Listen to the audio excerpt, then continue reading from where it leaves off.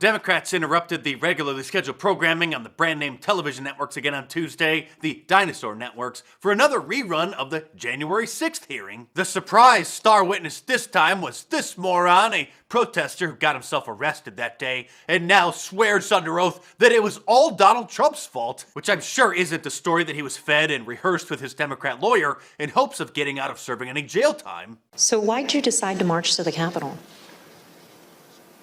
Well, basically, the president, got everybody riled up, told everybody to head on down. So we basically were just following what he said.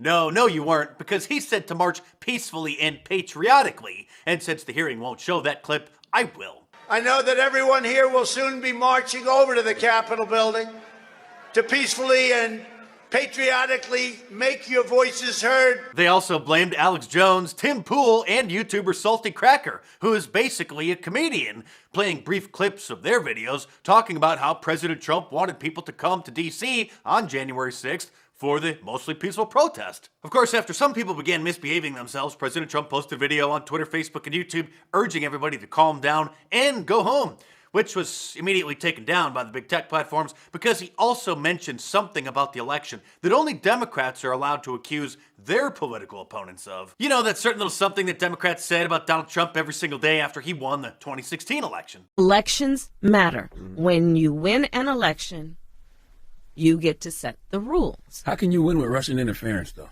That's a real thing. That's what I'm scared about in 2020. But rightly. Because I think he's an illegitimate president that didn't really win. So how do you fight against that in 2020? You are absolutely right. Well, it looks like Kamala Harris should be banned from social media for undermining our democracy with that kind of insurrection talk. Another big revelation, fabrication, is that they're accusing President Trump of witness tampering, and it looks like this surprise witness is going to come forward next week for the season finale. But whoever this person is, President Trump didn't talk with them, didn't leave him a voicemail, didn't send him a message of any kind, but he did try to call them on the phone once, and this person didn't answer the phone, but they felt scared and intimidated, so that's witness tampering. They're also fixating on how President Trump wanted to have some electronic voting machines forensically analyzed, or seized, as the committee is putting it, in order to determine whether or not they had been remotely accessed or tampered with in any way. Because, well, I better let the Democrats explain this because they too had certain concerns before the election. Demonstration for my colleagues here at the Capitol,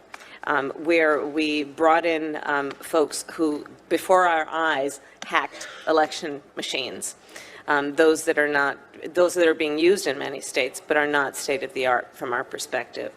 We're very concerned because there's only 3 companies.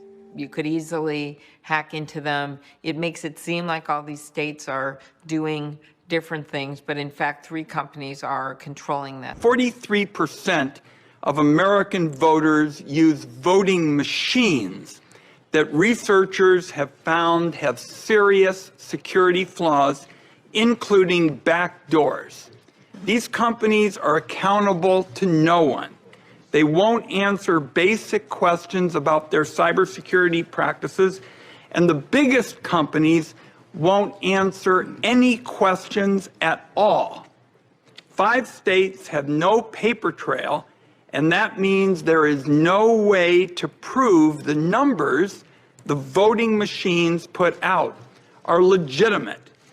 So much for cybersecurity 101. One of those clips was from the HBO documentary Kill Chain, the cyber war on America's election, which was released before the 2020 election, of course, but now raising any of those concerns is considered to be conspiracy theories that undermine our democracy. But someone at NBC News mentioned the obvious and let the cat out of the bag about what this fake hearing is really all about. There is no smoking gun. What we heard at the end about the witness tampering, maybe there's something, but I don't know if any of that amounts to him being walked off in handcuffs, which I think a lot of voters are looking for, but don't think will ever really happen. At the end of all of this whole conversation, of all of these hearings, I think he does get made unelectable in a primary. I do think that. But down ballot is where I get In a more primary, concerned. you think he's unelectable in a primary? I think the goal here is to make him unelectable in a primary. Of course, it's about trying to stop President Trump from running again in 2024, either by getting the Department of Justice to indict him on bogus charges, or just scaring away enough Republicans so that he'll decide not to. And, you know, the Democrats may succeed, but be careful what you wish for. But then Ron DeSantis will probably run, who, I mean, let's be honest, has none of Donald Trump's flaws. As entertaining as they are, they do cause many unnecessary problems, and most of Donald Trump's positive qualities, and many that he doesn't possess. And Ron DeSantis would be able to bring many moderates and independents and those Republicans who Trump has rubbed the wrong way over the years back into the party. So be careful what you wish for, Democrats, because you just might get it. And to support my work, become a paid subscriber of my YouTube channel by clicking the join button below the video for $5 or $10 a month, which really helps me out. Or leave a tip by clicking the thanks button whenever you really like a video.